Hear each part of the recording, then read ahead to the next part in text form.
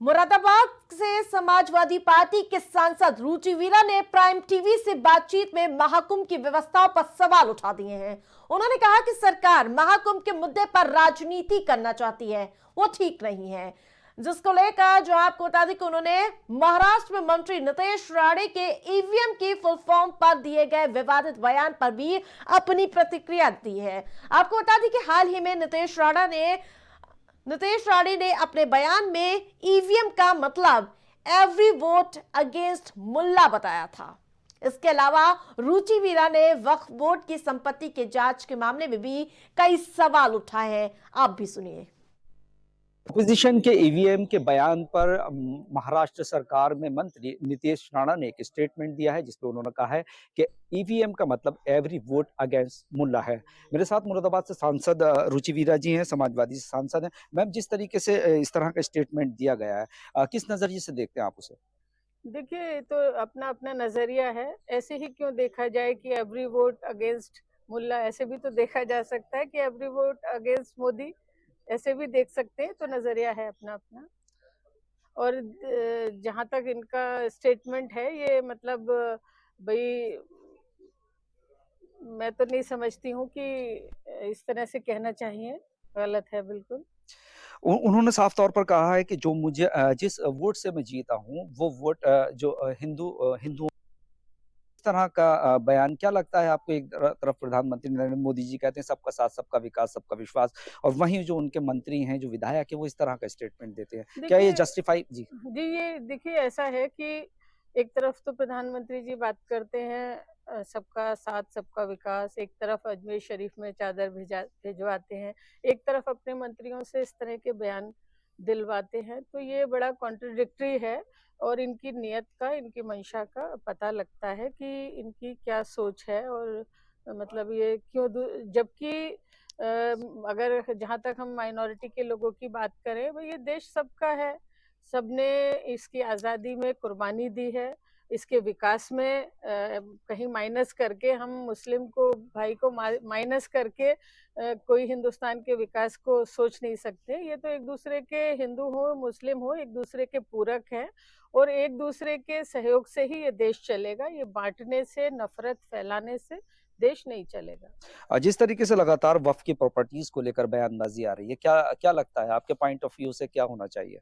देखिए, मैं पहले भी कहती रही हूँ कि जो, जहाँ तक वक्फ की प्रॉपर्टी का सवाल है, ये तो एक तरह से दान है। दान दिया गया है सबके लिए। कोई किसी एक कम्युनिटी का जिक्र नहीं है कि ये मुस्लिम के लोगों के इस्तेमाल के लिए है। इसमें ऐसा कोई खुलासा तो है नहीं। और सबके लिए है, तो सबके फायदे के लिए, सबके खैर के लिए, सबकी जरूरत के लिए वो इस्तेमाल हो। इसलिए ये एक तरह से, अब कुछ ले तो रहे नहीं है, भाई दिया ही है कुछ, तो वक्फ किया है। वक्फ का मतलब ही ये है कि देना, या मतलब दान देना।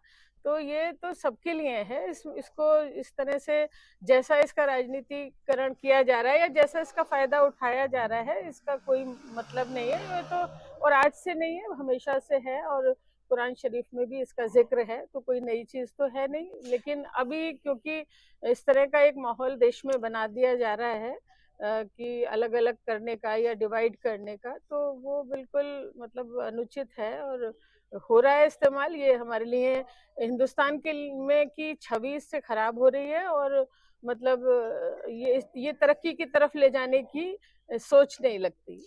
सरकार के इस इनिशिएटिव को गुड इनिशिएटिव बताया जा रहा है और कई जो मुस्लिम धर्मगुरु हैं वो सरकार के पक्ष में है कि जो वक्फ प्रॉपर्टीज हैं उनकी जांच होनी चाहिए। क्या देखते हैं, क्या देखिए, क्या ये नजर? तो मजबूरी में का सौदा हो सकता है कि भाई, जब यहाँ तो ऐसा हो रहा है ना कि जो बीजेपी के पक्ष में बोलेगा उसकी तो सब बात ठीक है, और जो नहीं बोलेगा, भाई बीजेपी के पास तो ऐसी वॉशिंग मशीन है ना, जहाँ जाके सब ठीक है। जो उनके हिसाब से बात कर रहा है वो राष्ट्र प्रेमी है, और जो नहीं करेगा वो देशद्रोही हो जाएगा। तो ये तो मजबूरी में क्या कह रहे हैं या क्या कहना पड़ रहा है, मैं कह नहीं सकती इस बारे में। नासिक, उज्जैन, हरिद्वार और अब प्रयागराज ऐतिहासिक जो महाकुंभ है उसे बताया जा रहा है और बताया जा रहा है कि 40 करोड़ जो श्रद्धालु हैं उनके आने का इंतजाम किया गया है। क्या कहना चाहिए? देखिए, ये तो हमेशा हमेशा से अनादिकाल से कुंभ के आयोजन होते आए हैं।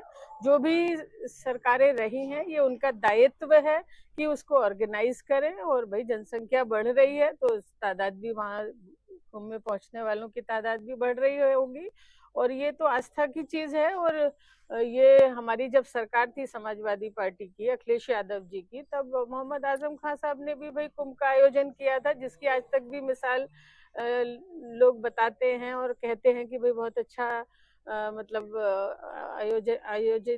आयोजित की गया था कुंभ को।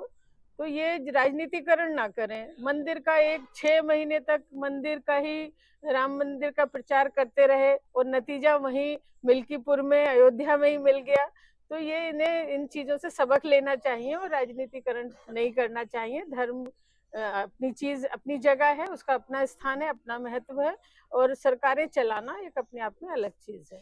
12 साल पहले 12 करोड़ की जो संख्या में थे वो श्रद्धालु वहां पहुंचे थे, वो कई बढ़कर, और उसका हालांकि बजट भी बढ़ाया गया है, इस बार 40 करोड़ हो गया है और श्रद्धालु काफी संतुष्ट नजर आ रहे हैं जहाँ जिस तरीके से वहां पर इंतजाम किए गए हैं। तो क्या कहेंगे? मैं तो देख रही थी कि वहां लोगों को गंगा में नाव पे भी नहीं जाने दिया जा रहा है, जबकि वहां प्रयागराज जाने का मकसद किसी भी तीर्थ यात्री का ये है कि वो वहां गंगा में नौका में बैठ के, नाव में बैठ के संगम की जगह तक जाए, वहां कुछ अपना स्नान करे या दूध चढ़ाए, या जो भी वहां तक जाने ही नहीं दिया जा रहा है। तो पता नहीं क्या है, खाली मतलब आंकड़े जो है वो बताने हैं, खाली जो मकसद है उसे करने दें। और मतलब इस तरह से अपने आप ही बता रहे हैं कि बहुत अच्छा आयोजन है। जब लोग वापस आके जब बताएंगे तब पता लगेगा। प्राइम टीवी इंडिया से बातचीत करने के लिए बहुत बहुत धन्यवाद। ये थी हमारे साथ मुरादाबाद से समाजवादी पार्टी की सांसद रुचि वीरा, जिन्होंने कई तरह के सवालात के जवाब दिए हैं अपनी बेबाकी से। कैमरा पर्सन जिशान के साथ मैं Abdul Wajid, prime TV India.